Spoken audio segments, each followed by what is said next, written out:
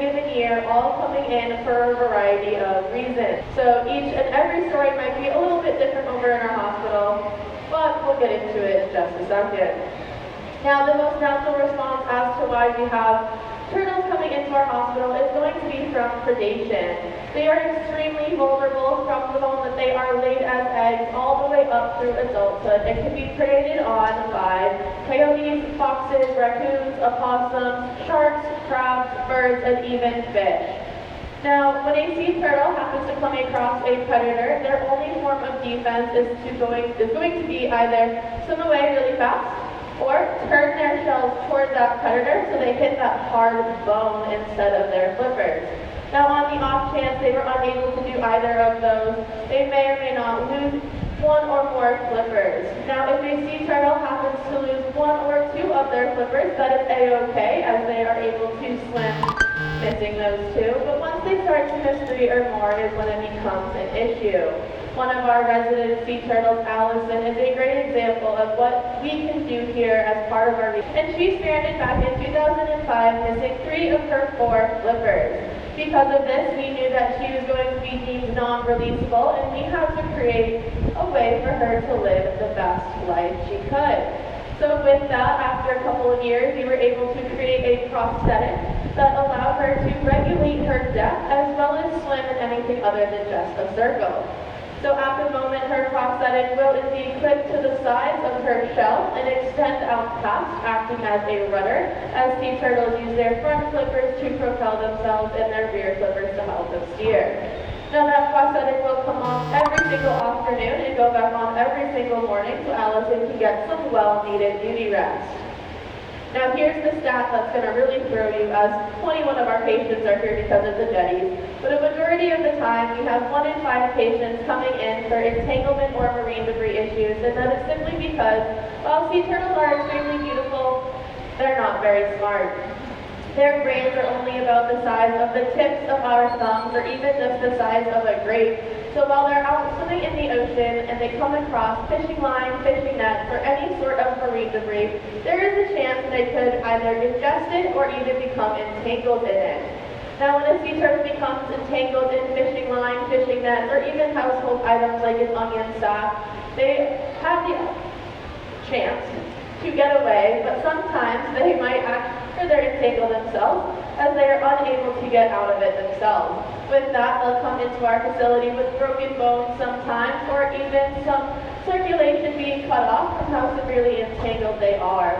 We have had a couple of patients in the past that we were able to fully rehabilitate from entanglement, mainly because someone out in the public gave us a call the second they saw that turtle, and we were able to get them into our facility as fast as possible to help them out. Now, when a sea turtle ingests marine debris, they're going to leave behind a diamond-like or a triangular-like bite mark right on that debris. So if you happen to be at the beach and you come across any trash that has that bite mark in it, that is indeed from a sea turtle. When this happens, they are going to get a false sense of fullness that is essentially going to, they're no longer hungry, so they will stop eating the proper nutrients they need to continue to grow big and strong, and will eventually grow fairly deep and strand on our beaches. Now, the jetty systems that we have here on the island, as well as over in Boca Chica, are going to line our shipping channels, and they are a great food source for all of our Atlantic green sea turtles.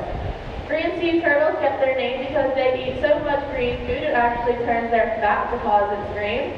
So while they are munching away on this algae, there is a chance they might not notice the tide has gone out, or a stronger wave has pushed them into that crevice and they are unable to get out. Now when this happens, they'll come into the facility with minor abrasions on both their shell and their plastron, and sometimes some cuts and bruises on their flippers. Now this healing process is fairly fast, and I'm super excited to say that we are hopeful to have a release shortly with some of our patients to make sure that we can make room for new ones coming in. Now, we do have the beautiful Laguna Madre Bay located over to your right, and that is a shallow bay area that houses about 80% of Texas's seagrass. So these greens are going to migrate from those jetties into the bay area to have an abundance of seagrass at their reach. And when this happens, they're going to have to come up to the surface of the water and could possibly come into contact with the boat propeller. They will then have something occur to them where that propeller could break through both parts of it. It could cause them to have everlasting injuries. One of our resident sea turtles, Poppy, is a great example of a surviving boat strike patient at one of the sea turtle hospitals over in Marathon, Florida. She came to us just last year, and she was struck in the rear of her shell. Where she was struck, it hit a nerve on her spine and caused her to lose partial use of her rear flipper, and it also gave her a severe case of bubble butt. Bubble butt occurs because air is now trapped underneath her shell as that keratin was growing over, and is trying to escape to the surface of the water.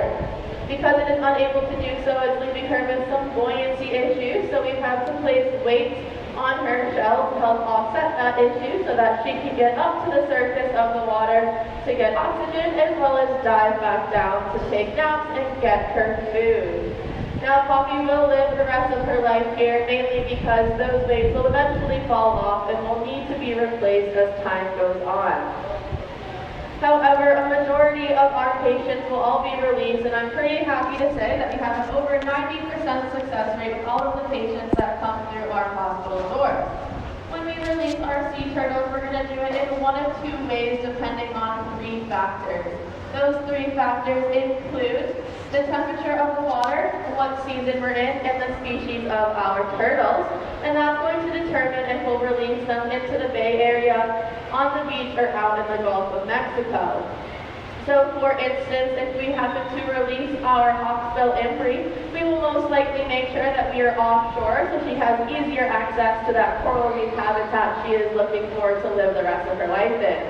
However, our green sea turtles will either be released into the Bay Area if it's summertime or that water is warmer, but if they happen to be... Now lastly, we do have a conservation team here at Sea Turtle Inc., and that conservation team is just as important as our rehabilitation team.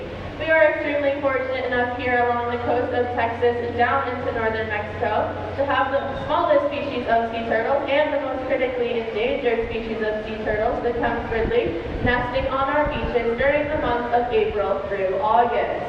Now during this time, our conservation team will be out patrolling our beaches here on the island as well as over in Boca Chica, looking for these nesting females during the day on very windy days.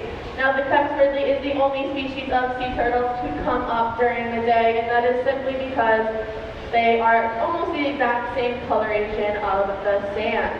Now when we come across a sea turtle on our beaches who we believe is nesting, we are going to go ahead and give them plenty of space as they crawl out of the water and make their way up to the high tide line at the base of the dunes to start to dig their nest. When they dig their nest, they'll use their rear flippers and they'll dig a cavity that is in the shape of a light bulb that is about 1 to 2 feet deep. And the moment that this female starts to lay her eggs is when we are going to step in to collect some data to get a good idea on their population numbers. Now we will take measurements of their shell. We will also take a blood sample, and then we're also going to check them for a pit tag or a metal tag. Now if they happen to have a pit tag or metal tag, it means that they have nested along the coast here in Texas at some point or another. And if they don't have one, we will assign one to them, so that if they happen to come back to our beaches at any point in the future, we are aware of it.